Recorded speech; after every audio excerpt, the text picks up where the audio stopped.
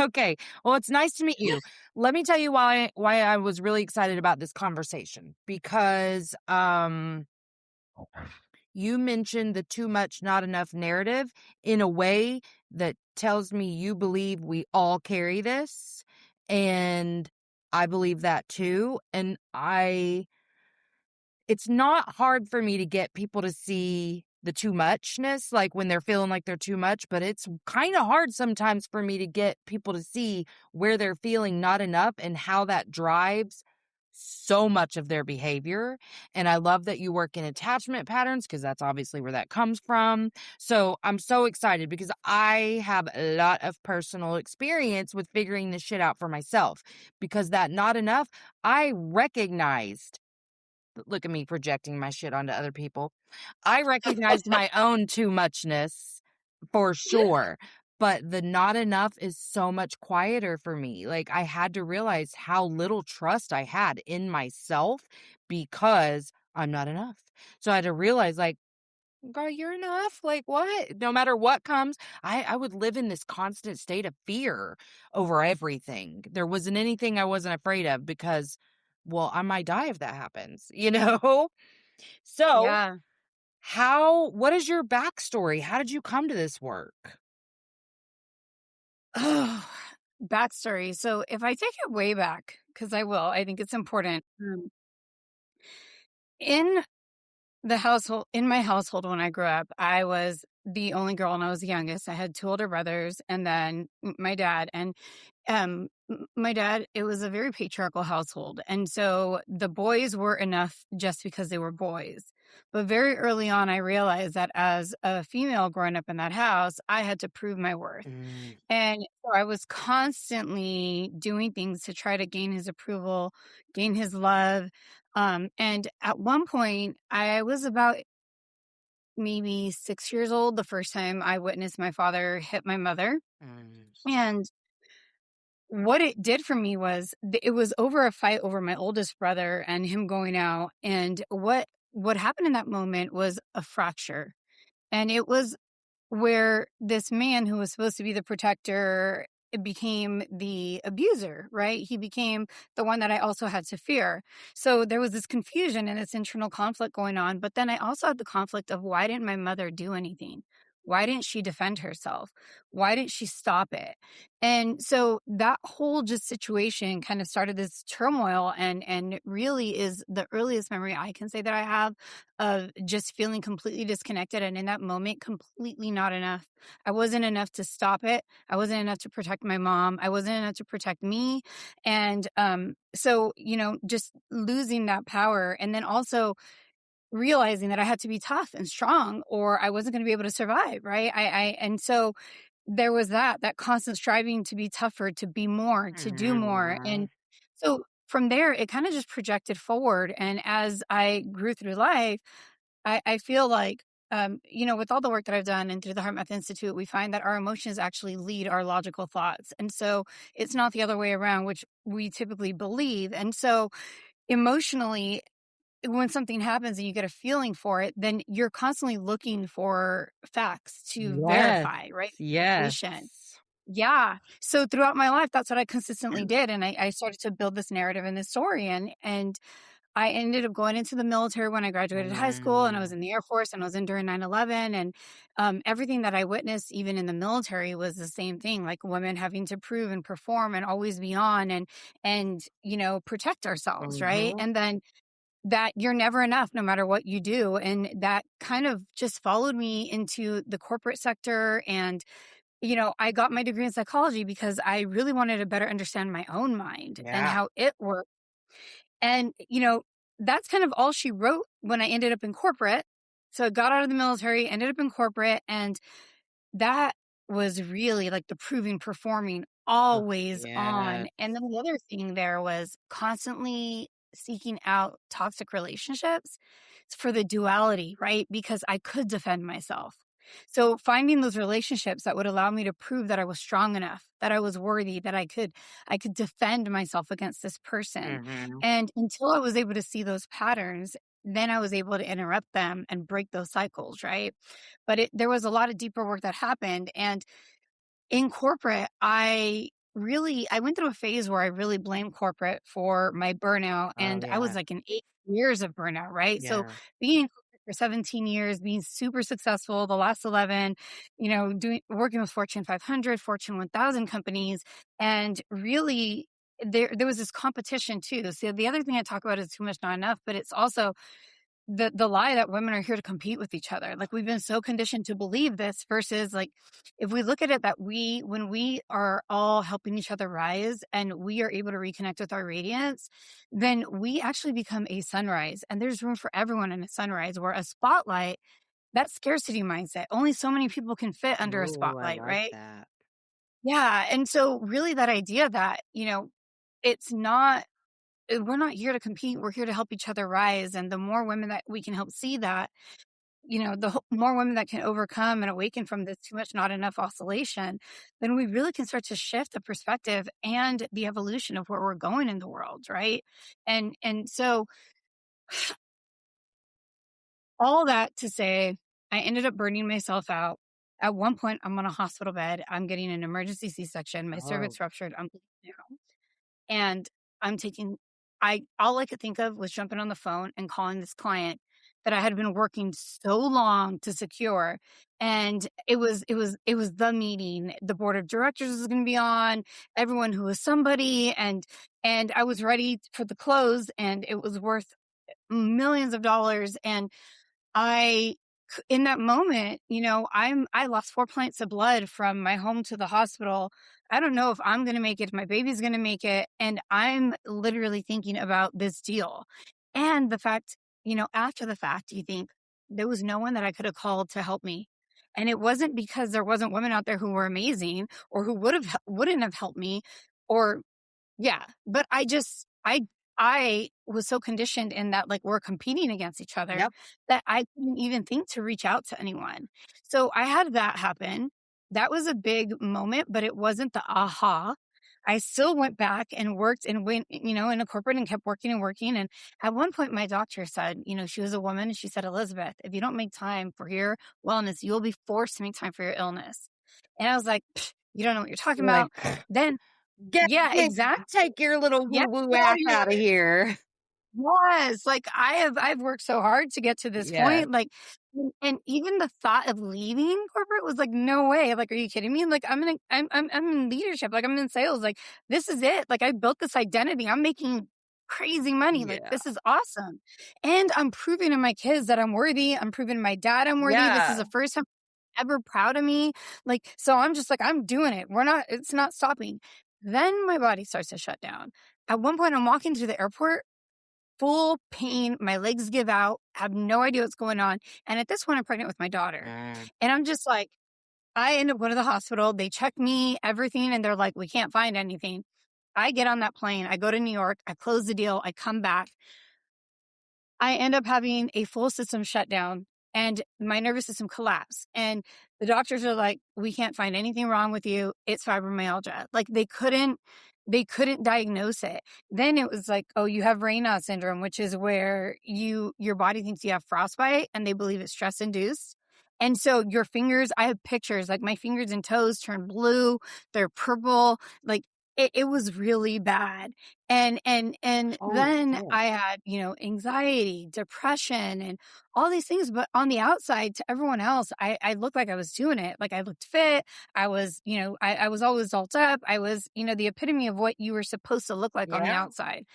And then with my clients, I was amazing. But then when I would come home, I was a nightmare. Like I was not pleasant. Yes. I was I not relate pleasant to to that. my husband. Mhm. Yes, and my husband got, he's such a good man, and he was just there and supported me, but I was not pleasant. I wasn't pleasant to the kids. Like I was super short. I was snapping. I wasn't pleasant to myself. And so when all of that was going on, I really had to do some really deep work and kind of look at everything. And then I had my daughter. COVID's going on. After having 3 boys and a girl, my Mm. goddaughter, who was 19 years old at the time, she was working 3 jobs. She was living with us, and she ended up uh, she ended up falling asleep at the wheel, and Mm. she passed away. And, um, you know, in she wasn't the kind of kid to disappear. So when she didn't come home, we start calling everywhere trying to figure out where she is. And then we called the cops. And, and the crazy thing, or just that intuition, I sent her a message and I said, Brianna, let me know you're alive if you are. Like, she was only gone maybe 3 hours from my knowledge. Why would I send that message to her? And I kept that message for an entire year afterwards until I finally released it and let it go. But, you know, when the cops showed up and didn't leave my house for 3 hours, her and her mom and I, like, instantly knew something was off. And I mean, we already knew. And when the county morgue was on the phone, the cops walk up and they're like, "We have the county morgue on the phone, and we believe that Brianna was in an accident last night, and we need you to come identify her body." And it was her. And Brianna had come to me maybe a month or two prior and said, "Nina, I'm in a lot of debt, and I'm really distraught about it. I don't know what to do. I'm freaking out." And I'm like, what's a lot of debt? And mind you, she's 19. She was a COVID graduate. This is her first time getting out and meeting people and shopping and buying outfits and stuff. And she said it's about $5,000. And I said, $5,000 isn't a lot of debt. Like, you're going to be fine. We'll figure it out. I'll help you figure it out. Like, it's not a big deal. But to her, it was a huge deal. And I downplayed it because what was going on in my You're like, life. girl, $5,000, shit. I got that in one savings account. We ain't even worried about Yes, five I'm like, thousand dollars. "Thank you." I'm Yeah, like, "I've spent, like, over $200,000 and, like, all these yeah. things trying to make myself well and level up and programs." And so, I in that moment, you're thinking like, "Oh, it's not a big deal." And so she got lost to the hustle, and that really hit home for me. I had to decide in that moment. I got to live and she didn't. Mhm. So I had to decide, what am I gonna do with this? Am I going to help those around me, including her mom, to be with, because I know that I have the gifts to do that? Am I going to help them get to that next level and realize that Brianna leaving was not a punishment to us and her life was a gift to us? And I had to choose that. And so in that moment, I made that decision. And I, from then on, decided, like, I'm going to carry on her legacy and I'm going to do everything in my power to not allow this to happen to any other woman, because it doesn't matter how old you are. My mom is 74 and she's experiencing this too much not enoughness. My daughter is 7 and I see it showing up and I'm doing everything to combat it. But when she says things to me about what her friends at school say and their moms tell them, I'm like, wow, like, this is showing up literally in every age group. Every And if age. all of us don't wake up and start doing something about it and bringing awareness to it and shifting it, it is going to continue. We do not have to prove our worth. We are already worthy for being alive. Yep. Like, if you're living and breathing right now, do you know what it took for you to get here? Like, that is a miracle in itself. Like, Right. God, universe, higher power wants you here. You have a purpose, and your purpose is to live a life of joy and to push that joy onto others. And that is truly what it is now. You may have a mission, and the mission may be different. My mission is to help every single woman dissolve the paradox of being too much, not enough. And maybe that's a big mission, but I'll take it on and I will do what I can. And, it's on top of that, dissolving the lie that women are here to compete, and then having women to really be able to step into their authentic expression and realize that we can be full time if we do the work, and that the person that we are meant to be and the person that we are can become one in this lifetime if we're ready for it. We just need the Mhm. tools, the resources, and the right guidance.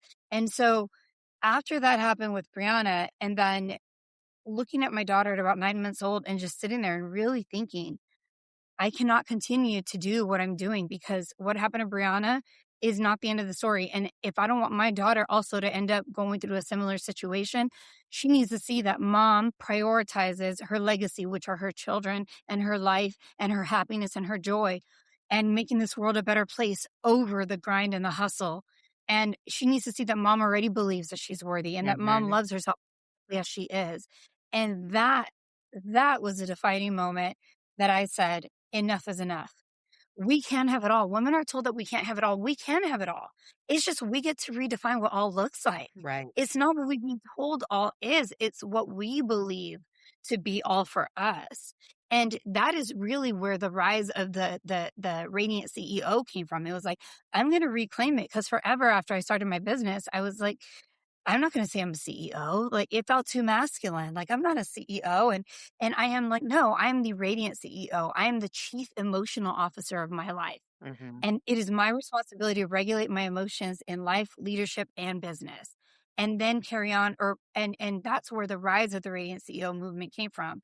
So that all women can learn to reclaim their radiance, go back to that inner child golden light when they were, 3 years old, and they would just dance unapologetically because Right. that's what they were doing. And seeing that we're all capable of it. And it's not something we learn, it's something we remember. It's a homecoming, truly. Mhm. And that is a long way to get to. That's where I am. That's why I am where I am today. And that's why I do the work. And that's why I'm so passionate about it. Well, thank you for sharing that. I really resonate with everything you said. And so it makes me think, because I had wondered, you answered this a little bit, but I wondered like what tough looked like for you. And for me, it was in that masculine energy where you just get shit done. We don't have time to feel, because that will lead to a nervous breakdown that we will never come back from if I give myself 5 seconds to actually feel any of this. I realize we're all afraid of that. Like that one, like I was talking to a friend one day who has some pretty serious struggles about just some gentle ways to process feelings that will Yes. help some of these symptoms that she's having. She was like, "Yeah, I just really don't have time." And I just keep telling myself I'll make time. And I'm like, okay, well, it doesn't take that long, and everything you're doing to avoid it is taking you a lot longer. So, but that's how I was. Just show up. Like, you got to do the damn thing. You got to do the damn thing. And man, burnout, if you haven't, if you're listening and you haven't experienced this yet, like when we say burnout, it's like you just don't give a shit about anything. Like you can't motivate Mhm. yourself to do Yeah. what needs to be done, and you feel so tired all the time and just so hopeless and helpless, and like everything is meaningless. All the things that mattered before, you have such a hard time getting them to matter. I also I have a very nice husband too who just puts up with all of my shit all the time. And that's like the one area that I would really identify where I still really struggle to show up like as my best self is communicating with him.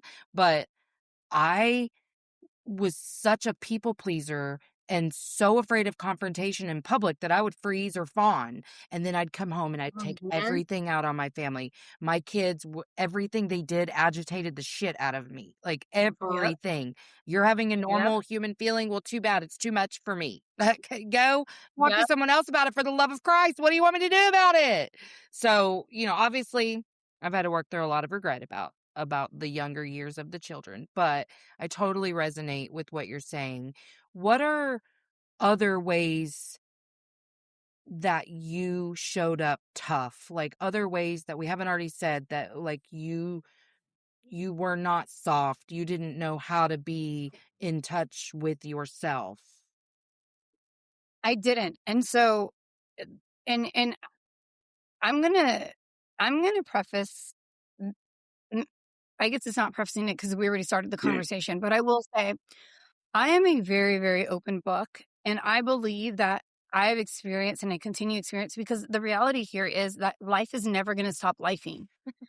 We are going to continue to have things happen, and every single day could possibly have its own struggles. And what I would like for us to do is be able to get to a place where we know how to self-regulate, Mhm. so that when those struggles happen, it's not that the fire goes away, it's that you learn how to walk with grace and joy and peace, even though you're walking right through that damn fire. Like, Yeah, because you're even right. though Life is going to keep lifing. It sure is. it is. Like when you were talking about your loss, I thought, oh shit. And I know firsthand how grief exposes every single thing that you were already struggling with internally. And like, if that was your turning point, how heavy things got for a minute, because Yes. it just Oh, yeah. shines a light on every damn thing that you already needed to work on. And you already struggle with feelings of loneliness and isolation and whatever from your trauma, from your loss, and then to try to figure all of that out at once. I feel really lucky that excuse me, that I had I guess I wouldn't even use the word lucky, but I am grateful to myself to have done all the work that I did to gain all the tools that I had prior to losing my son, because that would have taken me out. And now I'm glad that, like, I'm saying straight up, like, yeah, uh, I feel a divine purpose on my life. I feel magical. I feel a lot of meaning in my existence, and yet I still lost my son. So life is going to keep lifing, but Yes. and you're going to keep being a human too, which means like we're Yeah. saying most of the time we're getting it right now. And we know how to recover and we know how to repair when we don't get it right. But we still doing plenty wrong, like Oh, yeah. and I'm only using the Oh, words yeah. right and wrong because I know that in the beginning of any sort of healing, that's a paradox that people really live inside of. That's one I really Yes. struggled with. But I mean life do be lifing. Real good, like, it really comes at you Oh, whenever you yeah. really don't want it to. Yeah. So, you know, 2 years after losing Brianna, I lost my dad. And to your point, had I not been doing all the work and the forgiveness work and the self-acceptance work, that probably would have been a whole different direction that I would have went in, but it didn't because of the work that I had done. But to answer the question of showing up and toughness, and that's why I kind of started with, hey, this is, I want to be fully transparent here because it's not that I'm at a place where, yes, I do believe that I have embodied my radiance and I have reclaimed that little girl and I dance and I love to dance. And I'm not trying to be the next Shakira, Carrie Underwood, right? Because choreography is not my thing, I will tell you. But You when you find joy move in to music, movement, yeah. yes, exactly. It feels good. And, I was so tough that I didn't know what it was to have compassion. And I Mhm, will say this plain, I would leave on business trips and I would not get that feeling of, oh my God, I miss my kids, mhm, that typically you would think a mom is supposed to have. yeah. And I would cry to my husband sometimes like, I'm broken. I don't know. I'm not There's normal, something yeah. wrong with me, not normal. Mhm. Moms are supposed to miss their children. And I don't have that You feeling. probably felt And my husband, relief because it wasn't yeah, one more like thing I needing get a you, break. yeah. Mhm, I get to, and my husband would say, "You're not broken. Like you're a great mom when you're present and you're here. Like just because you don't have these like strong feelings of missing them, it doesn't mean you don't take care of them. It doesn't mean you don't love them. It doesn't mean you don't do everything in your power to make sure that they're safe and alive and you're doing for them. Like he's like, that's something that you've been deconditioned or conditioned out of, and that's something that is just it's what it is. And I'd be like." But I would still feel that and that weight and like, what is wrong with me? But, mhm. I just kept pushing. And then to your point, I had 3 boys. So I tell people, when I had my daughter, when I found out that I was having a girl, I was 3.5 months because I was older when I got pregnant with her. And they did all the genetic testing. And so when they told me I was having a girl, they said, "Do you want to know if it's a boy or girl?" And I'm like, "Yes." And I was 3.5 months and they're like, "It's a girl." And I remember throwing the phone, screaming, jumping for joy. Like I was so ecstatic. And it was a pure moment of joy. And I didn't realize then how much of a gift she was from God because she was truly sent to me to transform my life. Mm, And if it were not for having that little girl, I don't know that I would have ever been able to reconnect with my compassion and be on the road that I'm on today or the path of helping other women to do the same because I was so much in that toughness. Like it was like nothing could phase me. Like I created a shell around me. You're not going to penetrate it. yep. I say this and people are like, oh, I finally said this out loud. I've said this to my husband before, but this is going to be the first time this goes out on a podcast. So this is going to go out for the world to hear. But I said, you know, when we got married, I thought I was never going to get married. And that was my thought process. Like, there's no way because I was not going to let a man that close to me. And so Right. I just refused to get married. And when my husband asked me to marry him, I said yes. And then it was a beautiful proposal. And then, we had our Vegas wedding, which was we got married at the Graceland Chapel, and it was, I don't know if you're familiar with Fear and Loathing, but I always wanted that wedding with Yeah. Elvis. Grew up on Elvis. My mom loved Elvis. Or my mom loves Elvis. And so, I did that, and it was awesome. It was amazing. And it was with our best friends, and we just eloped. But we did that because we were going to do the big wedding, which is what my husband wanted. So we went to Mexico and we had the big wedding. And I will tell you that when I walked down the aisle, I still had one foot out the door. In my mind, it wasn't that I wanted to leave him, but in my mind, it wasn't that I had one foot out the door. I had the door open that I could walk through and leave if I needed to. Yeah. And so in my mind, that was my thought process. It wasn't, this is forever. And I say that not because of anything that he did. Right. It was because that was the only way I would have been able to marry him. Yeah. Or The else it would fear have of been too much trust. pressure. Yeah. Yeah. And so that was another way that that toughness showed up.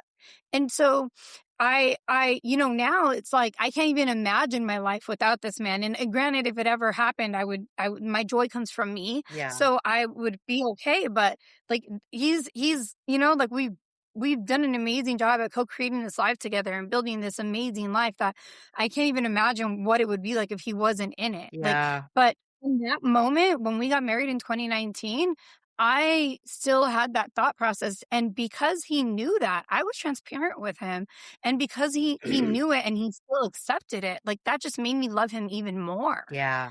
And so it's like, everything to your point, when I started to dissolve a lot of these things, it's not an easy cakewalk, women, ladies, everyone listening out there. And that's what I want you to understand.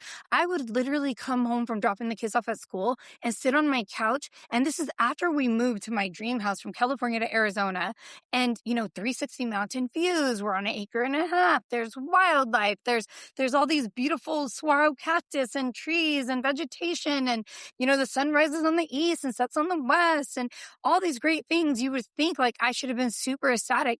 I would come home, sit on the couch and cry and cry and cry. And it was this trying to process and understand what I was going through. And for me, it started with having to get off of all the antidepressants that the doctors put me on. And I'm not saying that anyone out there should go and do that. I am not a medical doctor. That is not my recommendation. I'm saying for me, it didn't work, and I didn't want it, and I didn't like it, and I didn't want to do it anymore. And I decided to get off all the meds.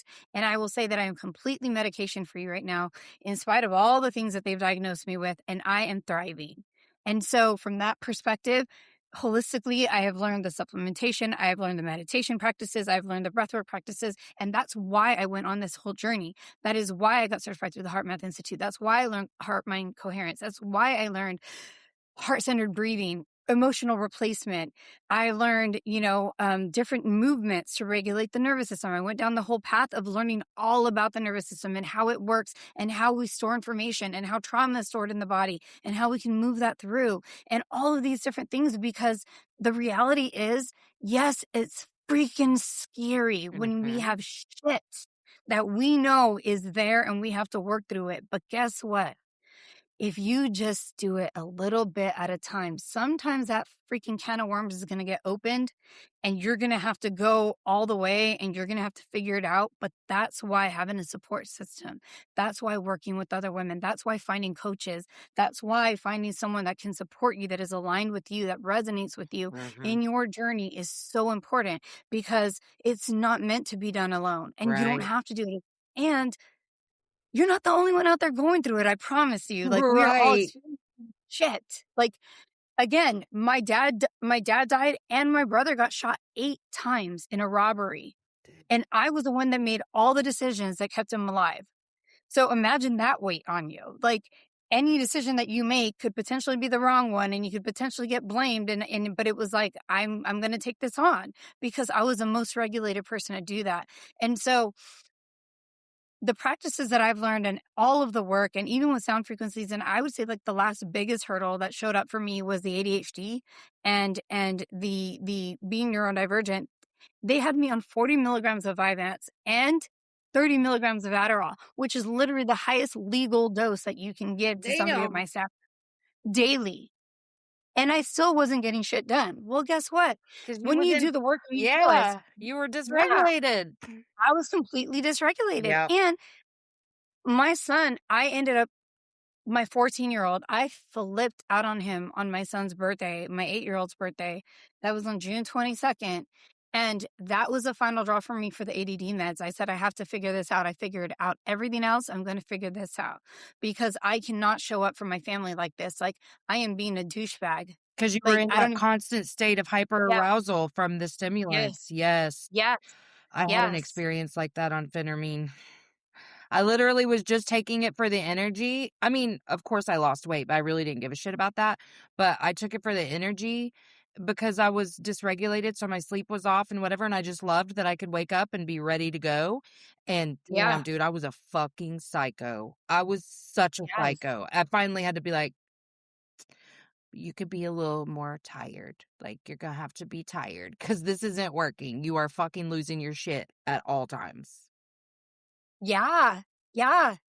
And when that happens, you actually, for me, I was like, all right, let me do the research because that's been my biggest thing. So I've merged science, technology, psychology, ritual, ceremony, lived experience, with ICF coaching and IIN and all of Heart Math Institute and all of these different modalities together to create a comprehensive approach to our healing. And okay, if my energy is low, let me figure this out. What can I do to Right. get that back up?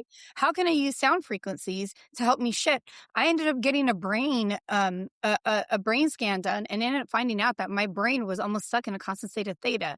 And what does that mean? We have these different states: gamma, theta, beta, alpha, and we transition through the different states depending on what we need from that current moment in our lives or in the day. And so when you're sleeping or when you're dreaming or when you're in meditation or when you need to get shit done. And so what they call it is the medicine man brain, so medicine woman brain for us, right? And when I found that out, I'm like, well, that's fantastic if I lived in the freaking Amazon rainforest Yeah, and if I I was was going to able to sit around in a halfway state of psychosis at all times, that would be wonderful. I could be one with yes. nature and shit, but that's not gonna work here. No, but it did explain a lot to why when I would go out in nature by myself, I was in total bliss and Yes. why I didn't have that feeling of missing the kids and why and why I couldn't get shit done and why. And so it 'Cause was you're like, just holy, always, like, zen. You're out here like, "Yeah, fuck yeah, okay." this is amazing. And like, I'm connecting to higher states of consciousness. I can Exactly. see the ancestors. Like, Yeah, which again, not inherently bad. It's but it's not great if you're needing to connect with others that are, like, no, real and you're a in mama reality. and you Yeah. have kids, responsibility, and those kids need to get to school. For the entire last 3 years, like, my kids were late to school probably almost every other day. I would sit there and freaking cry because I couldn't get them to school on time. What the Mhm. fuck is wrong with me? Like, that is Yes. hell. And once I realized that it was the neurodivergence and I started doing all the research and stuff, I was like, holy shit, like, I need to develop like time awareness and I need to realize like what that is. And it's not about being on a rigid schedule. Nope. It's about, you know what, when you're neurodivergent, your brain doesn't work on this linear schedule. And most women don't work on a linear schedule anyways. Right. We're cyclical. So understanding that first and foremost, but second of all, it's like, okay, understanding that there's procrastination and people disagree with me and that's fine, but this is what I believe. There's procrastination and then there is procrastination is when you choose not to do something. You choose to put it off for something else. When you have like task paralysis or you literally get like you not literally, but you feel that your nervous system freezes when you go to do something, that means that there's not safety and coherence in your body. And unless you can regulate, you're not going to be able to get yourself to perform that task. Right. Time awareness is being able to get like to the understanding that, okay, I have this thing that I need to do and it's at 5 o'clock and I have to be at this appointment. Now it's going to take me, most people know that, when you're neurotypical, you can look at the time, you can say, let me set a timer. It's going to take me X amount of time to get there, this amount of time to get ready. And you have that down. But when you're neurodivergent, typically that doesn't exist. And so what happens is you kind of just have this like time blends into itself. It's on this continuum. And what you need to do is say, okay, if I got to be there by 5, this is how you develop time awareness. So listen carefully if you have this going on for you. You got to be there at 5. You say, okay, I know that it takes 20 minutes without traffic to get there. So if there's traffic, let me add 10 more minutes to that. It doesn't have to be rigid. It's not like 8 minutes and 59 seconds. Let me add 10 minutes to that. And if you really are feeling like you want to be a resourceful, then add an additional 5. Then you say, okay, now I know that I'm not going to just pick up and get out of my house. Like it's especially if you got kids, it's going to take at least 10 minutes to rally, get all their stuff together and get out the door and get to the car. So now let me factor in that additional 10 minutes. So now you're like, all right, I have the 30 or I have the 20, then I have the additional 15 and I have an additional 10. So I already know I got to leave my house 45 minutes or start thinking I'm going to leave my house 45 minutes before I need to be there at 5. Mm-hmm. And then if you add into that the additional, now I know I got to get ready or whatever else I need to do. Now you account for that. But so what you do is you start to give yourself windows of time. And when you do that, you start to develop time awareness. The other thing that I do is on my phone, I have a reminder that goes off every 3 hours, and it's to make me aware of those hours, and it has a message. So one of them says not mine, to remind me of the drama that's not mine. Stick to my own stuff, right? Not my circus. And then it's the next one is awareness here and now, so remembering to be present in the here and now. And then the other one is I release the expectation for others to think like me. Because God, Oh, that that one's a is good not, one. if that is not I just, struggle. I struggle with that. oh yeah, we all do, right? And that goes back to our too much, not enoughness. Because to your point, if you're feeling, how does too much, not enough show up? Let's talk about that. Too much, not enough. It shows up in, if you're a business owner, you can feel it in you're not charging what you should be charging for your services. Maybe you're giving services away for free. Maybe and you're giving them away for free, not because you want to, because you're trying to help somebody, but you say that you are. But deep down, when you're by yourself and there's no one else there, is it really because you want to, or is it because scarcity mindset? Mm-hmm. Is it because you feel unworthy of charging what you think you should be charging? And there's a difference. The visibility, you're afraid to be seen. You're afraid to show up on camera. Mm-hmm. You over explain. So try to over justify yourself or over explain yourself. So you wear something that you think other people are judging you for, and right away you start to explain yourself. I used to do this a lot. I would go to parties and then people would ask me or come up to me like, oh my God, that's such a beautiful dress. And I'd be like, oh, I'm actually wearing it because my husband really liked it and he told me to wear it. And I know it's a little sexy, but my husband really, and it's like, all I had to say was, thank you. I Yeah. love it.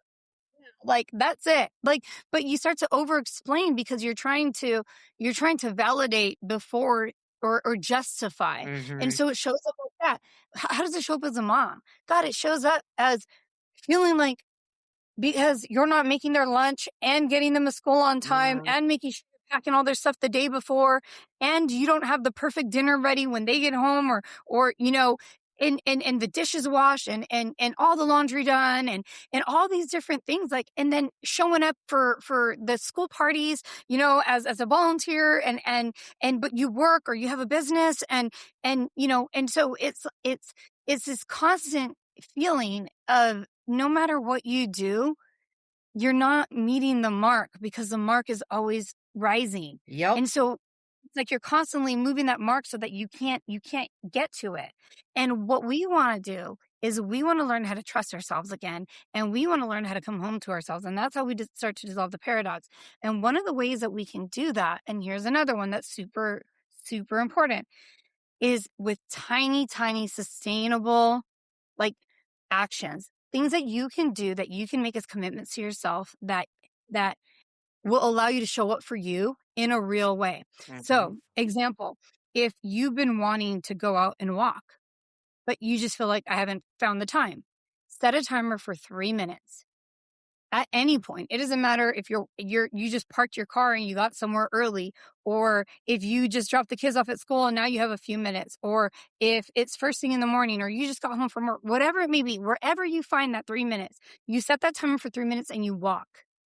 And when those 3 minutes are up, you applaud yourself. You say, thank you. Great job. That is amazing that you did that. You kept that commitment to yourself, and you turn around and you come back. And if you're feeling like you want to just be generous, then you walk a little longer. But the point is that you kept the commitment to yourself. Mhm. And if you wanted to walk longer, you did, and then you turned around and you came back. And guess what that's going to do? That is going to start to train your nervous system that when you make a commitment to yourself, you keep it. And that teaches you to retrust yourself, and it teaches you to start trusting your intuition again. And so this whole cycle starts to shift. And before you know it, you are showing up for you in ways that you didn't realize. And part of that is self-regulating. Mhm. So and the most important part there is not to move the goalpost.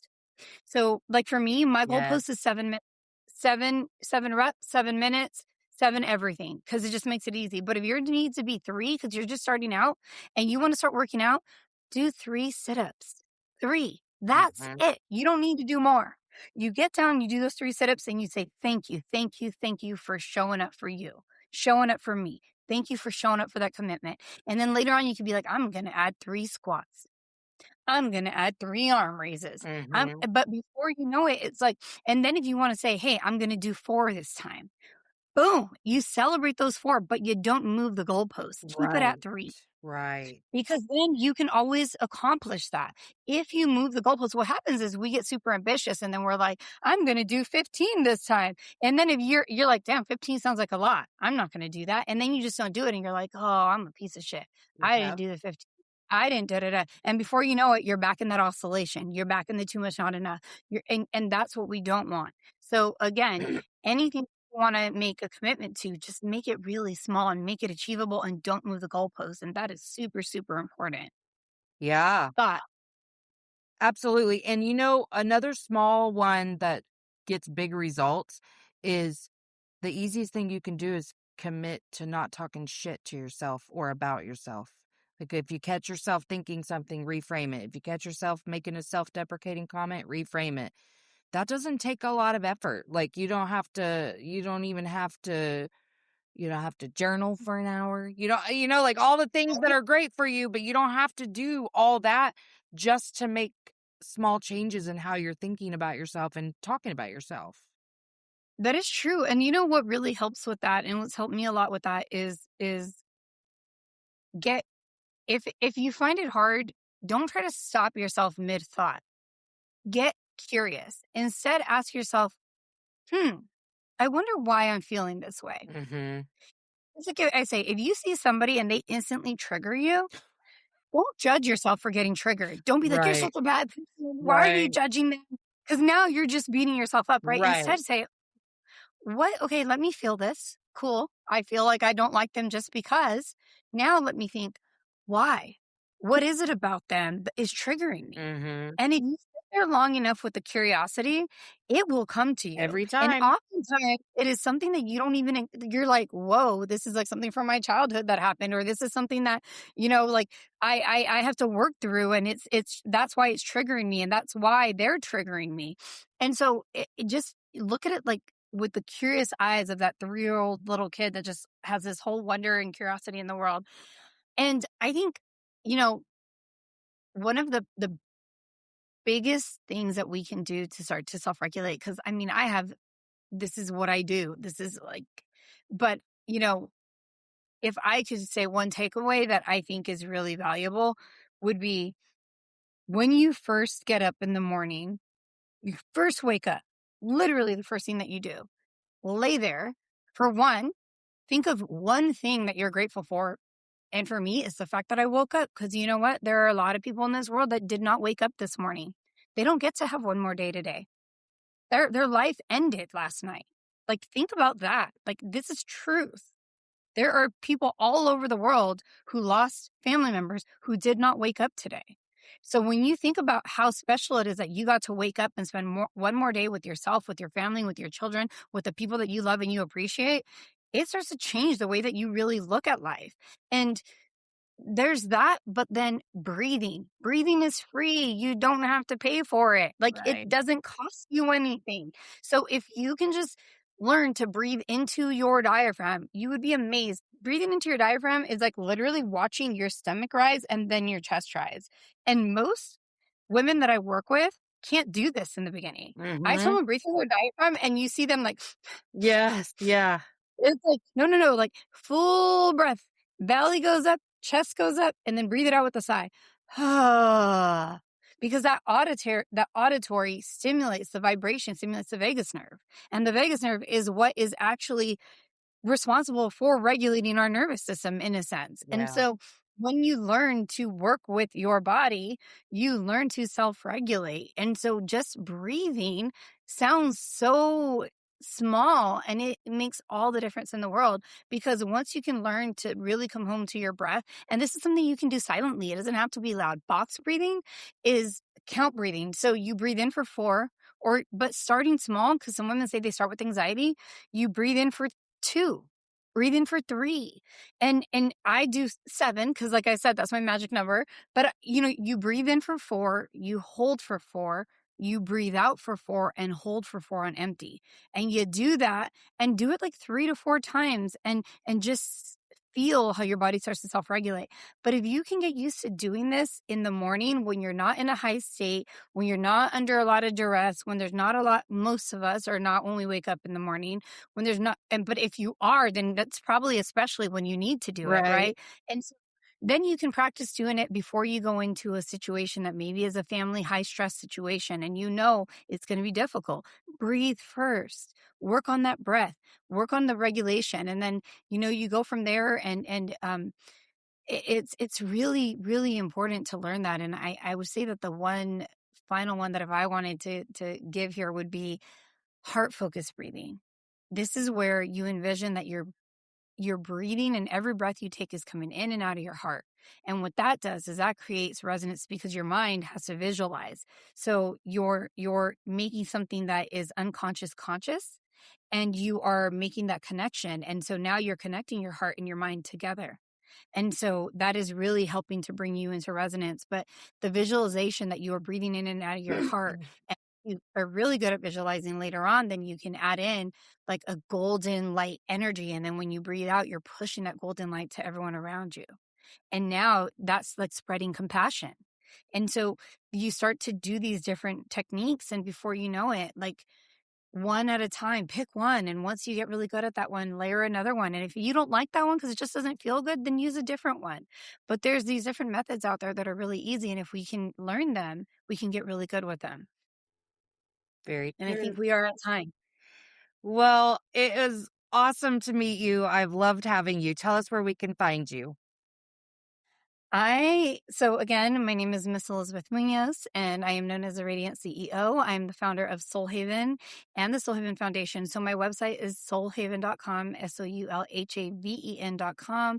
And my programs, my courses, my resources, books are on there. I have free ebooks that are amazing on there. And then at all my social handles on LinkedIn is at Miss Elizabeth Munoz. Awesome. Okay. I Yes. will include all of that in the show notes too. I'm going to hit stop if you'll hang out for 1 sec. Yes, ma'am. Thanks for coming to Emotionally Unavailable. If you haven't already, like, subscribe, and share.